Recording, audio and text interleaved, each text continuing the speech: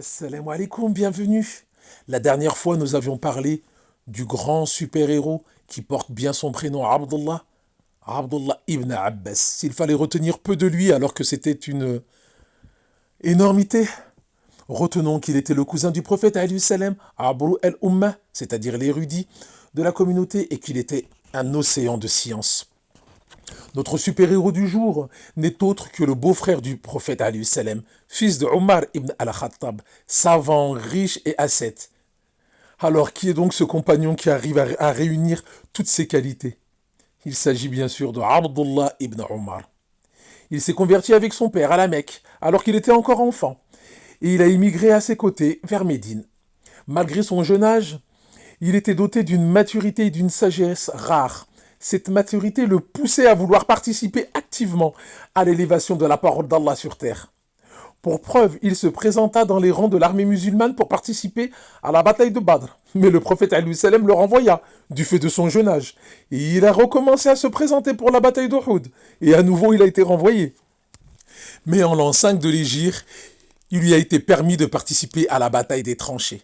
Au cours de cette bataille, rappelez-vous, les coalisés assiégèrent Médine durant près d'un mois. Il fut partie des compagnons qui prêtèrent allégeance au prophète alayhi salam sous l'arbre, peu de temps avant le pacte d'El Hudaybiyah, en l'an 6 de l'Hégire. Rappelez-vous, on en avait parlé, lorsque la rumeur du meurtre de Uthman par les Quraysh se propagea. Souvenez-vous, le prophète alayhi salam avait voulu venger Uthman et il avait appelé ses compagnons à renouveler leur pacte d'allégeance. Allah dit concernant ce pacte dans la sourate Al-Fath, au verset 18, Allah a très certainement agréé les croyants quand ils t'ont prêté le serment d'allégeance sous l'arbre. Il a su ce qu'il y avait dans leur cœur et a fait descendre sur eux la quiétude. Et il les a récompensés par une victoire proche.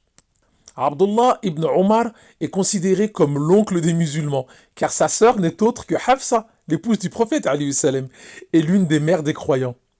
Après la mort du prophète alayhi salam, il divisa son temps en 3 parties. Une partie pour l'acquisition de la science et sa propagation, une partie pour l'adoration d'Allah.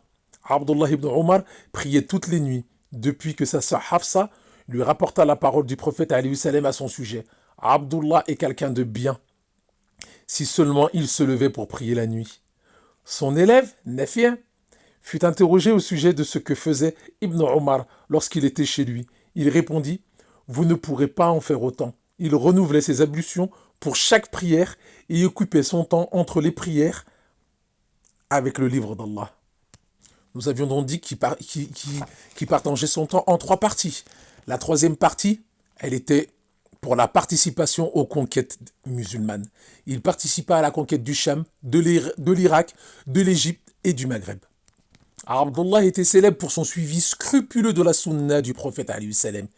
Il essayait de l'imiter en toutes choses. Aïcha, la fille d'Abu Bakr et l'épouse du prophète alayhi salam, dit de lui « Pas une personne ne suivait autant les pas du prophète alayhi salam que Abdullah ibn Omar. » Masha'Allah. Un jour, le prophète alayhi salam le prit par l'épaule et lui dit « Sois en ce bas monde comme un étranger ou comme un voyageur de passage. » Ibn Omar avait aussi l'habitude de dire « Lorsque le soir arrive, n'attends pas le matin pour œuvrer, et lorsque le matin arrive, n'attends pas le soir.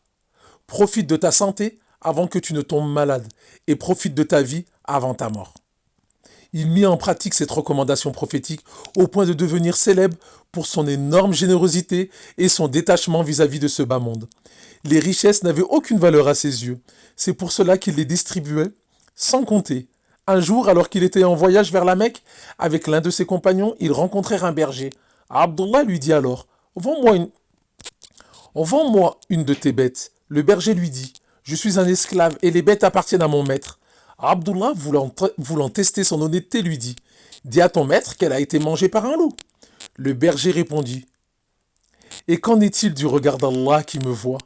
Cette réponse plut à Abdullah, qui le racheta à son maître, puis lui rendit sa liberté. Il racheta également le troupeau et lui offrit. Masha'Allah.